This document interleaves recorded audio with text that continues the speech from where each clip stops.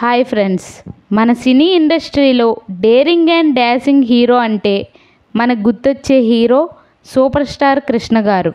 అయితే కృష్ణ గారు వారసుడు అంటే మనందరికీ గుర్తొచ్చేది సూపర్ స్టార్ మహేష్ బాబు మాత్రమే.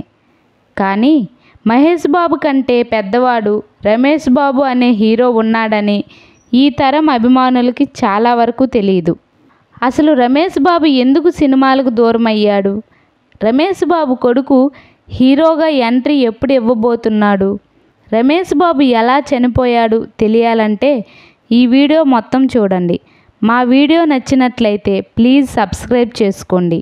1965లో కృష్ణ ఇందిరాదేవి దంపతులకు జన్మించిన రమేష్ బాబు గారు చిన్నప్పటి నుంచి కృష్ణ గారి సినిమాలు చూస్తూ పెరగడం వలన రమేష్ బాబుకి సినిమాలపై ఆసక్తి పెరిగిందనే చెప్పాలి.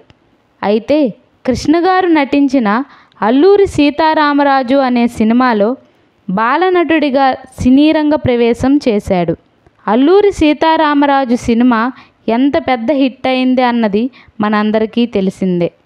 అయితే సూపర్ స్టార్ కృష్ణ రమేష్ బాబును మధుసూదన్ రావు దర్శకత్వం వహించిన సామ్రాట్ సినిమాతో హీరోగా పరిచయం చేశాడు.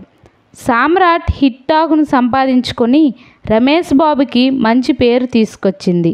తరువాత జంధ్యాల గారి దర్శకత్వంలో వచ్చిన చిన్ని కృష్ణుడు ఫ్లాప్ అయినప్పటికీ ఆ వెంటనే కోదండరామిరెడ్డి గారి దర్శకత్వంలో వచ్చిన బజార్ రౌడీ సినిమా సూపర్ హిట్ అయి నిర్మాతలకు మంచి లాభాలను తెచ్చిపెట్టిందనే చెప్పాలి. కొడుకు ఫాలోయింగ్ చూసిన కృష్ణ గారు దర్శకుడుగా మారి కలియుగ కర్ణుడు, ముగ్గురు కొడుకులు వంటి సూపర్ హిట్ సినిమాలను తీశారు. తరువాత దాసరి నారాయణరావు గారి దర్శకత్వంలో బ్లాక్ టైగర్, వి మధుసూదన్ రావు గారి దర్శకత్వంలో కృష్ణ గారి అబ్బాయి, కె మురళీమోహన్ రావు దర్శకత్వంలో ఆయుధం, ఎస్ఎస్ రవిచంద్ర గారి దర్శకత్వంలో కలియుగ అభిమన్యుడు, కె ఋషియేందర్ రెడ్డి దర్శకత్వంలో నా ఇల్లే నా స్వర్గం, మళ్ళీ దాసరి నారాయణరావు గారి దర్శకత్వంలో మామా కోడలు, పి చంద్రశేఖర్ రెడ్డి దర్శకత్వంలో అన్నా చెల్లెలు, ఆదుర్తి సాయి భాస్కర్ గారి దర్శకత్వంలో పచ్చతోరణం వంటి సూపర్ హిట్ సినిమాల్లో హీరోగా నటించడమే కాకుండా రమేష్ బాబు గారు నిర్మాతగా మారి తమ్ముడు మహేష్ బాబుతో అర్జున్, అతిథి, దూకుడు వంటి సినిమాలకు ప్రొడ్యూసర్గాను వ్యవహరించారు. రమేష్ బాబు గారు మృదులా గారిని పెళ్లి చేసుకున్నారు. వారికి 2 పిల్లలు. అమ్మాయి పేరు భారతి అని పెడితే అబ్బాయికి మాత్రం తండ్రి కృష్ణ గారి పేరు కలిసేలా జయకృష్ణ అని పేరు పెట్టారు. అయితే ప్రతి మనిషికి వ్యసనం అనేది తన ఎదుగుదలను దెబ్బతీస్తుంది.